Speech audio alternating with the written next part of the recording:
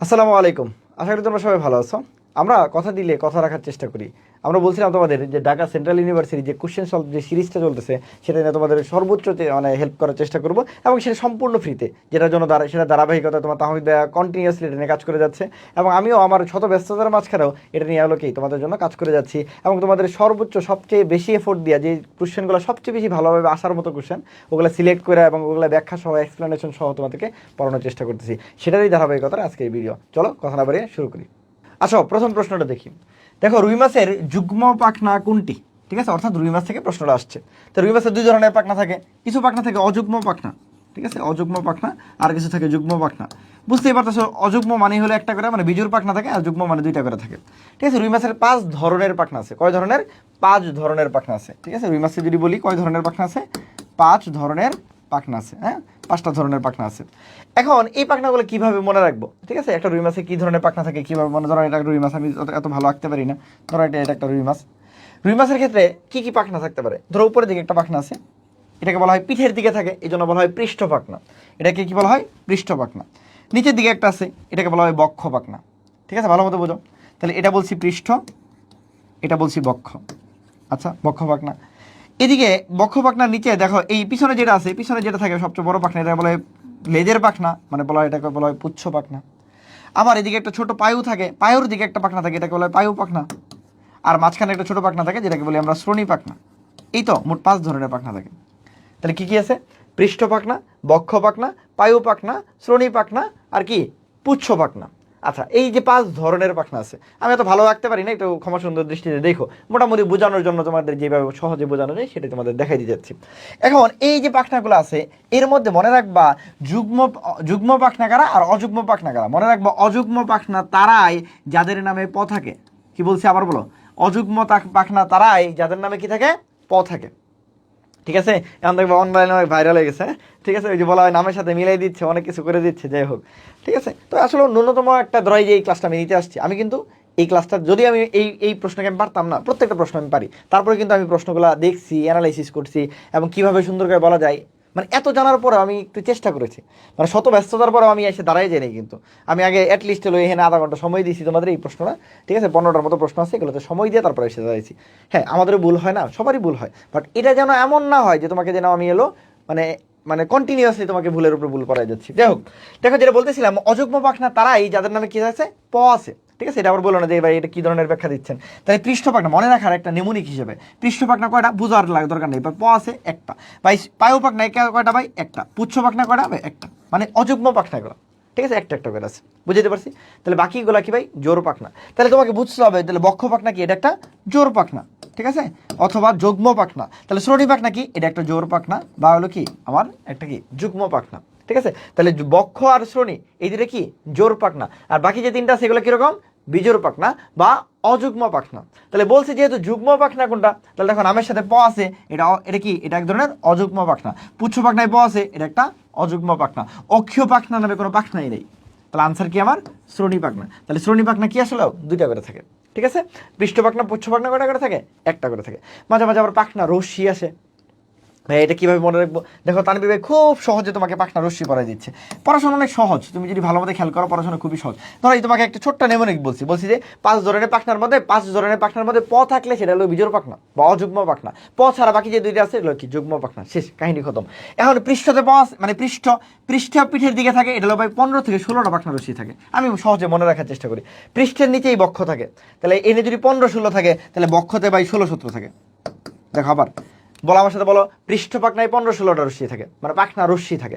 পৃষ্ঠতে 15-16 থাকে, বক্ষতে 16-17 থাকে। পৃষ্ঠতে কি বলছি? 15-16। পৃষ্ঠটা মনে রাখো, পৃষ্ঠ 15-16, পিঠের দিকে 15-16, আর বক্ষে 16-17। আচ্ছা, তারপরে আসো কি আছে? পুচ্ছ। পুচ্ছ মানে লেজ, এটাই সবচেয়ে বড় পাখনা। তো বড় পাখনায় সবচেয়ে বেশি থাকবে, বেশি কত ভাই? এটা হলো 19টা থাকে, 19টা পাখনা রশ্মি থাকে। এটা জাস্ট সংখ্যাগুলো অপশন এগুলোই থাকবে, তুমি জাস্ট তোমার নিজের মতো করে সাজাইলে তুমি পারবা। পৃষ্ঠে 15-16, বক্ষে 16-17, পুচ্ছে সবচেয়ে বেশি কত ভাই? 19টা। আচ্ছা, একটা জায়গায় পায়ু পথ মানে কি? পায়ু পথে তো অবশ্যই পাখনা কম থাকবে রে ভাই। তো সর্বনিম্ন পাখনা কই থাকে ভাই? সর্বনিম্ন পাখনা কই থাকে ভাই? পায়ুতে থাকে। পায়ুতে কয়টা পাখনা থাকে ভাই? 7টা পাখনা রশ্মি থাকে। আর শ্রেণী মানে আজকে থেকে মনে রাখবো নবম শ্রেণী, জীবনের প্রথম ভুলটা সবাই নবম শ্রেণীতেই করে। এই জন্য দেখবা এই 9-10-এর এই বাচ্চা কাচ্চাগুলোকে যা ভুলভাল তুমি যা করাচ্ছ কোনো সমস্যা হচ্ছে না। তাহলে শ্রেণী পাখনায় কয়টা থাকে ভাই? শ্রেণী পাখনায় 9টা পাখনা রশ্মি থাকে। শ্রেণী পাখনায় পাখনা রশ্মি থাকে 9টা, ঠিক আছে? শ্রেণী পাখনায় কি থাকে? পাখনা রশ্মি থাকে 9টা। আমি আবার বলছি, সবারই ভুল হয় না এমন মানুষ খুব কম, কিন্তু ভুলের লিমিটেশনটা যেন থাকে তোমাকে, আমি কন্টিনিউয়াসলি তোমাকে যেন ভুল না পড়ে যায়। এই তাহলে আমি মোটামুটি পাখনা নিয়ে যদি প্রশ্ন আসে, আমার মনে হয় আমার স্টুডেন্ট যা বলছি এর বাইরে থেকে কোনো প্রশ্ন আসবে না ইনশাল্লাহ। তাহলে যুগ্ম পাখনা কোনটা? শ্রেণী পাখনা। শ্রেণী পাখনা পাখনা রশ্মি কয়টা ভাই? 9টা। পৃষ্ঠীয় পাখনায় কয়টা ভাই? 15 থেকে 16টা। বা এই পুচ্ছ পাখনায় কয়টা ভাই? 19টা। ঠিক আছে? সবচেয়ে বড় পাখনা কোনটা? পুচ্ছ পাখনা। এই জন্য পাখনা রশ্মি কি সবচেয়ে বেশি। এটা কি করে? চলাচলে সহায়তা করে। শেষ। পাখনা নিয়ে 14 গোষ্ঠী শেষ। তুমি বাংলাদেশে এমন কোনো জায়গায় পরীক্ষা দিবা না যে তোমার পাখনা কমন পড়বে না। দেখো, পড়াশোনাটা এইভাবেই করা উচিত। বায়োলজিটা খুবই একটা মানে কি বলে, জোস একটা সাবজেক্ট। কেউ যদি সুন্দর করে পড়তে পারে, আমি বলি বায়োলজি একটা হলো মানে একটা ম্যাথমেটিক্যাল টার্মের মতন একটা, দেখবা অটোমেটিক মিলে যাচ্ছে সব কিছু। ওকে, তারপর প্লাজমোডিয়াম মানে ম্যালেরিয়া কোন পর্যায়ে মানুষকে সংক্রমিত করে? আমরা বলি যে আমাকে যে কামড়টা দিচ্ছে, কে কামড় দেয়? আমাকে একটা মশকি কামড় দেয়। হ্যাঁ, কোন মশকি কামড় দেয়? আমাকে একটা এনোফিলিস মশকি কামড় দেয়। একটা এনোফিলিস মশকি আমাকে কামড় দিচ্ছে। মশকি বলছি, মশা কিন্তু কামড় দেয় না। তাহলে মশকিগুলো কামড় দেয়। এই যে মশকি আমাকে কামড় দিচ্ছে, কামড় দিলে আমার শরীরে কি ঢুকে? আমার শরীরে ঢুকে ভাই স্পোরোজয়েট। তাহলে বাংলা এক কথাই বললে ভাই স্পোরোজয়েটটা তোমাকে আক্রমণ করতেছে, এই জন্য এটাকে বলা হয় আক্রমণকারী দশা। কি বলা হয়? এটাকে বলা হয় আক্রমণকারী দশা। ঠিক আছে? এখন তো তোদের পড়াইলে খুব ভয় লাগে, কোন দিক দিয়ে কি জানি ভুল করে ফেলতেছি নাকি। ঠিক আছে? এটাকে কি বলা হয়? আক্রমণকারী দশা। ঠিক আছে? তাহলে প্লাজমোডিয়াম কোন পর্যায়ে মানুষকে সংক্রমিত করে? মানুষকে সংক্রমিত করে একমাত্র আক্রমণকারী দশা। যেটাকে আক্রমণ করে এটা কি? স্পোরোজয়েট দশা। এই স্পোরোজয়েটটা দেখতে কেমন? ঠিক আছে? দেখো, এই যেটা হলো আমার পড়ানোর স্টাইল, তোমরা জানো যারা আমার প্রিভিয়াসলি ক্লাস করো, আমি সবসময় চেষ্টা করি একটা জিনিসটা কি কি টাইপের প্রশ্ন বিভিন্ন জায়গায় অ্যানালাইসিস করে চারপাশে ছড়াই যেতে পারে। দেখো, এই মোটামুটি যে কয়েকটা কথা বলতেছি এগুলো থেকে ঘুরে ফেরা বারবার প্রশ্নগুলো আসবে ইনশাল্লাহ। তাহলে ঠিক আছে, আমি বললাম তো সবচেয়ে আন্ডার রেটেড যদি কোনো প্ল্যাটফর্ম থাকে ব্রাদার্স সেশন অন্যতম হবে। ঠিক আছে? একদম খারাপ করা এই ব্যাপারটা এমন না, কিন্তু মার্কেটিং স্ট্র্যাটেজি খুব বাজে আর কি। ঠিক আছে? এত পরিশ্রম করি, এত কিছু করি, এই যে বললাম কি, ধরো সারাদিনে শত ব্যস্ততার পরে এই রাতে বাজে কয়টা, প্রায় হলো 2টা 2:30 বাজে, মানে 2:30টার সময় ভিডিও বানাইতেছি তোমাদের জন্য। ঠিক আছে? তাহলে এটা কি বলছি? এটা কি স্পোরোজয়েটকে বলা আক্রমণকারী দশা। তাহলে এই স্পোরোজয়েটটা আমাদেরকে সংক্রমিত করে। ঠিক আছে? আর তোমাদের জন্য আরেকটা সবচেয়ে সুখের মানে বা খুশির সংবাদ যেটা, সেটা হলো যে তোমাদের জন্য আমাদের জাবি ডি ইউনিটের একটা স্পেশাল ব্যাচ। আমি আবারও বলি, জাবি ডি ইউনিট নিয়ে বাংলাদেশে যে কাউরে, আমার শত্রুকে জিজ্ঞেস করলেও যদি তোমাকে একটা প্ল্যাটফর্মের নাম বলতে হয়, তুমি অবশ্যই সে তোমাকে ব্রাদার্স সেশন রিকমেন্ড করবে ইনশাল্লাহ। ঠিক আছে? এটা এই ভালোবাসা, এই অর্জন আমরা করতে পারছি। ঠিক আছে? হ্যাঁ, বাকিগুলো নিয়ে আমরা হয়তো ওইভাবে এফোর্ট দিতে পারি না অতটুকু। ঠিক আছে? কারণ মেডিকেলে বা হলো এইসব যে এস্টাবলিশড প্ল্যাটফর্মগুলো আছে, এগুলো আসলে সবাই অনেক ভালো, সবাই পরিশ্রম করে। যাই হোক, তো আমাদের জাবিস্টার 7.0 এটা আমাদের জাবি ডি ইউনিট ডেডিকেটেড কোর্স। এটা বাংলাদেশে একমাত্র প্ল্যাটফর্ম হিসেবে ব্রাদার্স সেশন সবসময় করে থাকে। এবং আমি বললাম তো, আমাদের বিগত বছরে এই লাস্ট সেশনে প্রায় 310টা সিটের বিপরীতে প্রায় 150+ চান্স আমাদের হেনতে পেয়েছে। ফার্স্ট বলো, সেকেন্ড বলো, থার্ড বলো, তোমার মাহমুদ ভাইয়া নিজে এলো ফার্স্ট হয়েছে, তোমার তাহমিদ ভাইয়া 2বার টপ করছে। ঠিক আছে? এবং আমি তো এই এতদিন ধরে পড়াচ্ছি যেহেতু, ঠিক আছে, সব কিছু নিয়ে আমাদের জাবিস্টার 7.0 যেটা একটা বেস্ট কোর্স হবে তোমার জন্য। এবং সবচেয়ে মজার কাহিনী যেটা হলো যে তুমি এটাতে একবার ভর্তি হলে তুমি আমাদের ব্রাদার্স সেশনের পক্ষ থেকে, এই যে বললাম কি, ঢাকা সেন্ট্রাল ইউনিভার্সিটি পর্যন্ত যত কোর্স আসবে সব কোর্স আগামী বছর পর্যন্ত তোমার প্রত্যেকটা কোর্স ফ্রি থাকবে। আর আমাদের এই কোর্স ফিটা 2499 টাকা, যেটা একটা অফারে চলতেছে। ঠিক আছে? এই মাসের মধ্যে ভর্তি হলে 2499 টাকা। ঠিক আছে? যারা ভর্তি হতে চাও দ্রুত ভর্তি হয়ে যাও। ভর্তি হতে হয় আমাদের হলো পেজে নক করতে পারো, অথবা আমাদের ওয়েবসাইট আছে brothersaggrestion.com। ঠিক আছে? লিখলে তুমি হলো ওয়েবসাইটটা পেয়ে যাবো, অথবা সরাসরি আমার নাম্বারে যোগাযোগ করতে পারো 01640 780 704। ঠিক আছে? 01640 780 704, 2499 টাকা বিকাশ অথবা নগদে সেন্ড মানি করার পর পেজে নক দিলে অ্যাড করে দেবো, অথবা ওয়েবসাইটে যা লগ ইন করলেও তোমাকে অ্যাড করে দেওয়া হবে ইনশাল্লাহ। ঠিক আছে? যারা ভর্তি হও নাই বা দ্বিধা দ্বন্দ্বে আসো, ভর্তি হয়ে যাও ইনশাল্লাহ, বেস্ট কিছু হবে। ওমাটিডিয়ামের কোন অংশে প্রতিবিম্ব সৃষ্টি হয়? প্রতিবিম্ব সৃষ্টি হওয়ার, যেমন মানুষের ক্ষেত্রে যদি চিন্তা করি, মানুষের প্রতিবিম্ব কোথায় তৈরি হয় ভাই? সব কিছু রেটিনাতে তৈরি হয়। এখন তাহলে আমাদের ঘাসফড়িংয়ে বা তেলাপোকায় বা আরশোলাতে কোনটাই হয় ভাই? এখানে তো রেটিনাই হওয়ার কথা, বাট ওদের আবার রেটিনা থাকে না আলাদা করে। রেটিনার পরিবর্তে ওদের একটা সুন্দর নাম আছে, ওই জিনিসটাকে বলা হয়, ওদেরকে বলা হয় কি? র্যাবডোম। কি বলা হয়? র্যাবডোম। এই প্রশ্ন অনেকেই ভুল করে ফেলে। মনে রাখবা, এই র্যাবডোম কার মতো কাজ করে ভাই? র্যাবডোম হলো রেটিনার মতো কাজ করে। র্যাবডোম কার মতো কাজ করে? র্যাবডোম হলো রেটিনার মতো কাজ করে। ঠিক আছে? র্যাবডোম কার মতো কাজ করে? রেটিনার মতো। আর কর্নিয়া কার মতো কাজ করে? ওদের যে কর্নিয়া বা কর্নিয়া কোষ থাকে, কর্নিয়া কার মতো কাজ করে ভাই? এটা হলো লেন্সের মতো কাজ করে। এই দুইটা প্রশ্ন সবচেয়ে বেশি আসে, যে র্যাবডোম কার মতো কাজ করে? র্যাবডোম রেটিনার মতো কাজ করে। তাহলে র্যাবডোমের একটা কাজ যদি বলি, র্যাবডোম কি করে? প্রতিবিম্ব তৈরি করে। আরেকটা ইম্পর্টেন্ট জিনিস, যে র্যাবডোমে আসলে কি হয়? তাহলে প্রতিবিম্ব কখন তৈরি করবে? যখন আলোকে গ্রহণ করবে। তাহলে র্যাবডোমে আসলে আলো গৃহীত হয়। পরীক্ষা এই প্রশ্নটা আছে যে কোথায় আলো গৃহীত হয়। মনে রাখবা, আলো গৃহীত হয় র্যাবডোমে, যার ফলে র্যাবডোম কি করে? প্রতিবিম্ব তৈরি করে। তাহলে র্যাবডোম কী করে আমাদের এই ওমাটিডিয়ামের ক্ষেত্রে, ঠিক আছে, র্যাবডোমটাই কী করে আমার আলোটা গ্রহণ করে, আলোটা গ্রহণ করার পর সে কী করে প্রতিবিম্ব তৈরি করে। আর প্রত্যেকটা কোষ প্রত্যেকটা জিনিসকে তৈরি করে। তাহলে কর্নিয়া যেন কোষের কাজ কর্নিয়া তৈরি করা, র্যাবডোমের, তাহলে র্যাবডোম কি রেটিনোলার কোষের কাজ। দেখো র্যাবডোমটা কে তৈরি করে, আমরা বলি রেটিনোলার কোষ। তানভীর ভাই কি বলছে, যার যা কোষ সে সেটা তৈরি করে। তাহলে রেটিনোলার কোষের কাজ কি, এক কথায় বললে রেটিনা তৈরি করা। এই দেখো মজাটা দেখো, রেটিনোলার কোষের কাজ হলো রেটিনা তৈরি করা, বাট ওদের ক্ষেত্রে আমরা রেটিনা না বলে কি বলি, র্যাবডোম বলি। এই জন্যই র্যাবডোমটা কি করে প্রতিবিম্ব তৈরি করতেছে, আর র্যাবডোমে কি হয় আলোটা গ্রহণ হয়। তাহলে কর্নিয়া কে তৈরি করে, কর্নিয়া যেন কোষ হলো কর্নিয়া তৈরি করে। তাহলে ক্রিস্টালাইন কোন কে তৈরি করে, ভাই ক্রিস্টালাইন কোন কোষ, ক্রিস্টালাইন কোন তৈরি করে। দেখো তার 6টা নাম কিন্তু হয়ে গেল। কর্নিয়া যেন কোষ কর্নিয়া তৈরি করে, ক্রিস্টালাইন কোন কোষ, ক্রিস্টালাইন কোন তৈরি করে, রেটিনোলার কোষ রেটিনা অথবা র্যাবডোম তৈরি করে। ওদের ক্ষেত্রে রেটিনা না বলে আমরা র্যাবডোম বলি। আর এই র্যাবডোমে আমার আলোটা গ্রহণ হয়, আলোটা গৃহীত হয়, এবং এই আলোটাই পরবর্তীতে কী করে, একমাত্র আলোক সংবিধি হিসেবে র্যাবডোমটাই প্রতিবিম্ব তৈরি করে। মানুষের ক্ষেত্রে যেমন আমরা বলি যে রেটিনাই একমাত্র আলোক সংবিধি, কারণ রেটিনাতেই কি হয় আমাদের প্রতিবিম্ব তৈরি হয়। ঠিক একইভাবে ওমাটিডিয়ামের মধ্যে র্যাবডোমটাই একমাত্র আলোক সংবিধি, যেটাতে কি হয় প্রতিবিম্ব তৈরি হয়। আমার মনে বুঝাইতে পারছি। উদ্ভিদ কোষের নিচের কোনটা অনুপস্থিত। আচ্ছা দেখো, ফসফোলিপিড উদ্ভিদে থাকতে পারে, ক্লোরোফিল উদ্ভিদে থাকে, সেলুলোজ আমরা জানি কোষ প্রাচীরে থাকে, কিন্তু কাইটিন যেটা, এই কাইটিন যেটা, এটা মেনলি পতঙ্গেতে থাকে।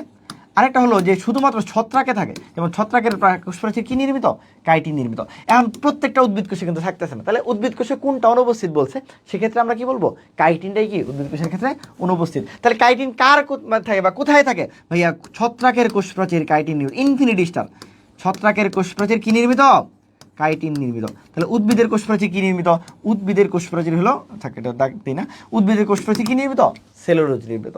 তাহলে ভাই ছত্রাকের কোষ প্রাচীরটা কাইটিন নির্মিত, শুধুমাত্র ছত্রাকের ক্ষেত্রে এই কাইটিনটা থাকে, এই জন্য আমরা বলতেছি উদ্ভিদ কোষের ক্ষেত্রে কি এটা অনুপস্থিত থাকে।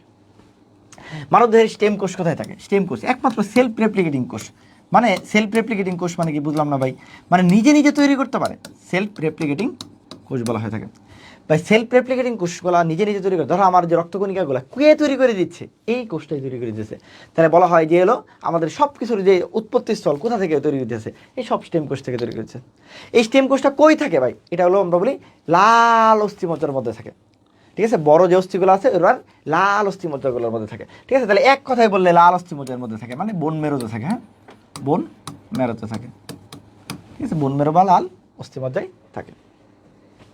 নিচের কোনটা, ডিএনএ ভাইরাস। আমরা বলছি যে পৃথিবীর যে জায়গায় দুইটা জিনিস পাবে, একটা পড়বো আর একটা বাদ দিবে, ডিএনএ ভাইরাস আর এনএ ভাইরাস। তাহলে ডিএনএটা ভালো মতো পড়ো, আর একটা বাদ দাও। ছোটবেলাতে তোমরা সবাই পড়ছো না, টিটুর ভাই টিপু ভ্যানিলা হতে ফ্রান্স এলো, এটা মনে জানে না এরকম কেউ নাই।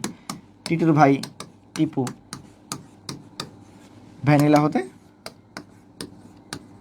ফ্রান্স এলো। হ্যাঁ, ঠিক আছে। আচ্ছা, টিটু দিয়ে কি, এই যে ভাই টিটু দিয়ে টিটু ভাইরাস, ভাই দিয়ে কি ভাই, ভাই দিয়ে হলো ভ্যারিওলা ভাইরাস। টিপু দিয়ে কি ভাই, টিআইভি ভাইরাস। ভ্যানিলা দিয়ে কি ভাই, ভ্যাকসিনিয়া ভাইরাস, এই যে ভ্যাকসিনিয়া। হতে দিয়ে কি ভাই, হারপিস ভাইরাস। ফ্রান্স দিয়ে কি ভাই, ফুলকপির মোজাইক ভাইরাস, ফুলকপির মোজাইক ভাইরাস।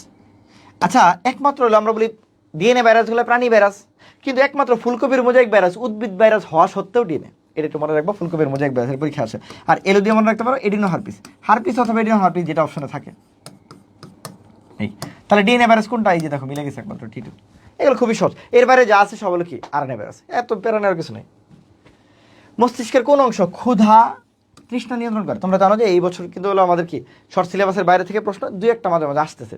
এটা যদিও শর্ট সিলেবাসের মধ্যে নাই, তারপর আসতে পারে, এই জন্য আমরা একটু পড়াই দিচ্ছি। এই ক্ষুধা কাম ঘুম, তোমরা যারা আমার এই শর্ট সিলেবাসের বাইরে ক্লাস করছো তাদের জন্য আমরা দেখাইছিলাম যে হাইপোথ্যালামাসের মধ্যে একটা গল্প বলছিলাম। হাইপোথ্যালামাসের একটা কি বলছিলাম, গল্প বলছিলাম, থ্যালামাস। সেই গল্পটা ছিল হলো বান্ধবী বা বন্ধুর গল্প, বান্ধবী অথবা বন্ধুর গল্প। আমরা বলছি না তুমি বন্ধুরাতে বাড়ি গেছিলা, বন্ধু এত কিপটা তোমাকে খাওয়ায় নাই, তো বন্ধুর বাড়ি যাওয়ার পরে কি হয়েছে, তোমার লাগছে হলো ক্ষুধা, বাসায় আসছো ক্ষুধা লাগছে, ক্ষুধার পরে খাইতে বসছো, ভাগ্যের কি নির্মম পরিহাস, কারেন্টটা গেছে চইলা, তো ক্ষুধার পরে গিয়েছে ঘাইমে গেছো, ক্ষুধার পরে গিয়েছে ঘামে গেছো, ঘামার পরে গিয়েছে ভাই ঘামলে শরীরতে পানি চলে যায়, তাহলে লাগছে তোমার তৃষ্ণা, তৃষ্ণা পরে টায়ার্ড হয়ে গেছো, পরে তুমি এলো কারেন্ট আবার চলে আসছে, পরে দিচ্ছে একটা ঘুম। তাহলে ক্ষুধা ঘাম তৃষ্ণা ঘুম, এই ঘাম যদি চলে যায় শরীর, মানে ঘাম চলে গেলে শরীরটা ঠান্ডা হয়ে যায়, তো এটা দিয়ে আমরা মনে রাখতে পারি শরীর কী করে, ঠান্ডা গেছে মানে কি তাপ নিয়ন্ত্রণ করে, মানে একবার গরম করে একবার ঠান্ডা করে, তাপ নিয়ন্ত্রণ করে। আর হাইপোথ্যালামাসে হওয়া আছে সকল হরমোন এখান থেকে তৈরি হয়। ঠিক আছে। আর আমরা বলি ঘুম থেকে দুই ধরনের প্রতিক্রিয়া হতে পারে, একটা পজিটিভ একটা নেগেটিভ। ধরো তোমাকে হলো তুমি পরের দিন পরীক্ষা ছিল, তুমি ঘুমাইতেছিলা, অনেকক্ষণ হয়ে গেছে তোমাকে, তুমি হলো ঘুমাইতে উঠতেছিল না, তা তোমাকে যদি কেউ ডেকে দেয় তুমি তার প্রতি কী করবা? ভালো লাগা প্রকাশ করবা, তার প্রতি উদ্বেগ প্রকাশ করো যে অনেক ভালো একটা কাজ করছো। আর নেগেটিভ প্রতিক্রিয়া, তোমার ঘুমাইতেছ 5 মিনিট পরে তোমার ছোটো ভাই বা বোন যা ডেকে দিছে, মেজাজ এমন খারাপ হয়েছে, মনটা কানের নিচে দিতে পারি, তাহলে তোমার তার প্রতি উঠবে রাগ, ঘৃণা, পীড়ন, এগুলো আর কি। এই শেষ, হাইপোথ্যালামাসের সকল কাজ করাই ফেলছি। তাহলে ক্ষুধা তৃষ্ণা এগুলো কে করো? সব ভাই হাইপোথ্যালামাস। তাহলে হাইপোথ্যালামাসের মধ্যে একটা জিনিসই তোমার খালি মনে রাখা লাগবে, সেটা হলো বান্ধবীর কাহিনী বা বন্ধুর কাহিনী, শেষ। তোমার হাইপোথ্যালামাসের সকল কাহিনী শেষ। এরকম প্রত্যেকটা জিনিস তোমার তানবীর ভাই পড়াবে ইনশাল্লাহ। আপাতত বেশি পড়াইলাম না, ঠিক আছে, যেহেতু এটা ছোটো ক্লাস, ছোটোভাবে পড়ালাম।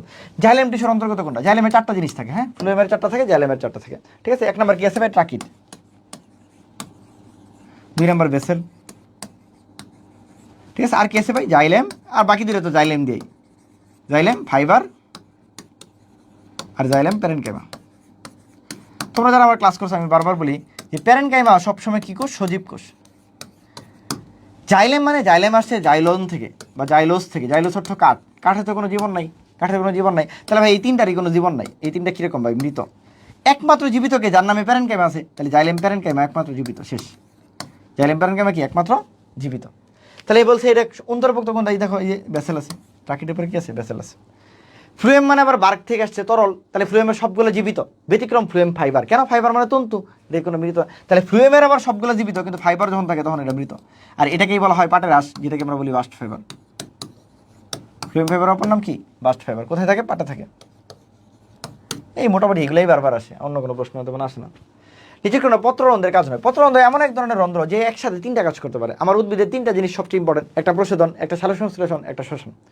এই 3টার বাইরে কোনো কাজই নেই। তাহলে এই 3টা কাজ যে করতে পারে সেই পত্ররন্ধ্র। তাহলে দেখি আমরা কি আছে? পত্র প্রশোধন করে, সালোকসংশ্লেষণ করে, শ্বসন করে। যেহেতু বলছে 9, তাহলে বাকি আর আছে একটা নাইট্রোজেন বিভাগ। এর তো কাজ এটা না, নাইট্রোজেন বিভাগ ওর কোনো কাজ না। কোন অঙ্গ মানব দেহের ভারসাম্য নিয়ন্ত্রণ করে? ভারসাম্য নিয়ন্ত্রণ করে কি? দেখো, ব্যালেন্সকে নিয়ন্ত্রণ করতেছে। তাই ভারসাম্য নিয়ন্ত্রণ করার একমাত্র, আমরা জানি কানের, ছোটোবেলাতে পড়ছি, কানের একটা ফাংশন পড়ছি আমরা, তাই না? যে কান কি করে? শ্রবণে সহায়তা করে। কান কি করে? শ্রবণে সহায়তা করে। কিন্তু ওই জায়গায় লেখা আছে শ্রবণ ও ভারসাম্য রক্ষা করে। এই জন্য কানের জন্য আমাদের যে স্নায়ুটা কাজ করে তার নাম অডিটরি স্নায়ু। এটা 8 নম্বর স্নায়ু। অডিটরি স্নায়ু কত? 8 নম্বর স্নায়ু। এই অডিটরি স্নায়ুর অপর একটা নাম আছে ভেস্টিবুলো কক্লিয়ার স্নায়ু। কি নাম? ভেস্টিবুলো কক্লিয়ার স্নায়ু। এর মধ্যে কক্লিয়া যেটা, এটা হলো শ্রবণাঙ্গ হিসেবে কাজ করে। আর এই যে ভাই ভেস্টিবুলার পার্ট, এই ভেস্টিবুলারটা ভাই ভারসাম্যাঙ্গ হিসেবে কাজ করে। এখন এই ভেস্টিবুলার পার্টটা কই থাকবে? এটা বাইরের কর্ণে আছে? না রে ভাই, বাইরে কোনোদিন দেখছো তুমি? আছে না। মধ্যকর্ণে আছে ভাই? না, মধ্যকর্ণে মিলিয়াসিনকে স্টেপিস মিললি থাকে, উহেনে ভাই থাকে না। তাহলে থাকে কই? এই টোটাল জিনিসটা থাকে কই? এই টোটাল জিনিসটা থাকে ভাই অন্তঃকর্ণে, মানে একদম ভিতরের কর্ণে। তাহলে বাংলায় একদম ব্রড হেডিংয়ে বললে যতগুলো কথা বলছি সবগুলা কার মধ্যে থাকে ভাই? অন্তঃকর্ণের মধ্যে থাকে। কান বলতে এনে কোন কাকে বোঝানো হচ্ছে? অন্তঃকর্ণকে বোঝানো হচ্ছে। তাহলে ভারসাম্য নিয়ন্ত্রণ করে কে ভাই? কোন স্নায়ু? ভেস্টিবুলার স্নায়ু বা ভেস্টিবুলার পার্টটা। এই ভেস্টিবুলার পার্টটা কই আছে ভাই? অন্তঃকর্ণে আছে। তাহলে কে নিয়ন্ত্রণ করে ভাই? অন্তঃকর্ণ করে। নিচের কোনটা শ্বেতরক্তকণিকা অ্যান্টিবডি তৈরি করে? খুব খুব খুব ইম্পর্টেন্ট, অ্যান্টিবডি তৈরি করে। আমরা বলছি সবচেয়ে বেশি ইম্পর্টেন্ট শ্বেতরক্তকণিকার নাম লিম্ফোসাইট। এই লিম্ফোসাইট আবার 2 ধরনের, তোমরা যারা আমার ক্লাস করছিলাম, মানে 3 ধরনের বলা যায়। টি লিম্ফোসাইট, আরেকটা হলো বি লিম্ফোসাইট। এখন আরেকটা আছে NK cell. NK cell special type of cell, natural killer cell, ঠিক আছে, বা মারণ কোষ বলা হয়। এই টি লিম্ফোসাইট যেটা আর বি লিম্ফোসাইট যেটা, টি লিম্ফোসাইট যেটা করে ভাই সেটা হলো কোষ নির্ভর সারা দেয়, কোষ নির্ভর সারা দেয়। আর বি লিম্ফোসাইট যেটা, এই বি লিম্ফোসাইটটা হলো ভাই, এই দেখো, বি থেকে আমরা বলি অ্যান্টিবডি নির্ভর সারা দেয়। আমি মজা করে বলি কি, অ্যান্টিবডি নির্ভর সারা দেয়। বিটা বডি নির্ভর সারা দেয়, নাম কি? অ্যান্টিবডি নির্ভর সারা। আর এটা কি সরাসরি সারা দিতে পারে অ্যান্টিবডি নির্ভর? না। বি সেলটা সব তৈরি করে প্লাজমা সেল। কি তৈরি করে? বি সেলটা তৈরি করে ভাই প্লাজমা সেল। এই প্লাজমা সেল তৈরি করে অ্যান্টিবডি, ঠিক আছে। তাহলে এক কথায় যদি বলি, তাহলে অ্যান্টিবডি কে তৈরি করে ভাই? বি লিম্ফোসাইট করে, অথবা বি যদি না থাকে সরাসরি লিম্ফোসাইট করে। যেহেতু কোনো কারো কথা বলে নাই, বি আর টির কথা বলে নাই, যদি এরকম অপশন থাকতো যে এটাতে বলতো বি লিম্ফোসাইট আর এটাতে বলতো টি লিম্ফোসাইট, তাহলে সেক্ষেত্রে বি কে দাগাইতাম, টি দাগানো যেত না। যেহেতু শুধু লিম্ফোসাইট বলছে, তো লিম্ফোসাইটের মধ্যে তো বি আছে, তাহলে ভাই অ্যান্টিবডি কে তৈরি করে? আবার বলতেছি, লিম্ফোসাইট 3 ধরনের বা 2 ধরনের যাই বলো। এক নম্বর হলো টি লিম্ফোসাইট, আরেকটা হলো বি লিম্ফোসাইট। আবার টি লিম্ফোসাইট, আরেকটা হলো বি লিম্ফোসাইট, আর একটা স্পেশাল আছে এনকে সেল। এই টি লিম্ফোসাইট যেটা, এটা কোষ নির্ভর সারা দেয় বা সেল মিডিয়েটেড সারা দেয়, সেল মিডিয়েটেড ইমিউনিটি দেয়, ঠিক আছে। আর যেটা বি লিম্ফোসাইট, এটা অ্যান্টিবডি নির্ভর সারা, কীভাবে? প্লাজমা সেল বা প্লাজমা কোষ তৈরি করে, পরবর্তীতে সেটা অ্যান্টিবডি তৈরি করে, এটা হলো অ্যান্টিবডি নির্ভর সারা দেয়। তাহলে ভাই কে বলছে অ্যান্টিবডি তৈরি করে? বলে বি লিম্ফোসাইট করে, অথবা প্লাজমা সেল করে, অথবা শুধু লিম্ফোসাইট করে। 3 ভাবে প্রশ্ন আসতে পারে, এই 3 ভাবেই প্রশ্ন তোমার পরীক্ষা আসতে পারে। কি বলছি আবার বলতেছি, যে লিম্ফোসাইট তৈরি করে, হ্যাঁ এটা সত্য। অথবা কি বলতে পারি, অথবা বলতে পারি বি লিম্ফোসাইট তৈরি করে, সবগুলোই সত্য, হ্যাঁ। অথবা কি বলতে পারি, প্লাজমা সেল তৈরি করে। তাহলে কে অ্যান্টিবডি তৈরি করে? অপশনে যদি প্লাজমা সেল থাকে দেখাবো, অপশনে বি লিম্ফোসাইট থাকলে দেখাবো, অপশনে যদি লিম্ফোসাইট থাকে তাও দেখাবো। এই শেষ।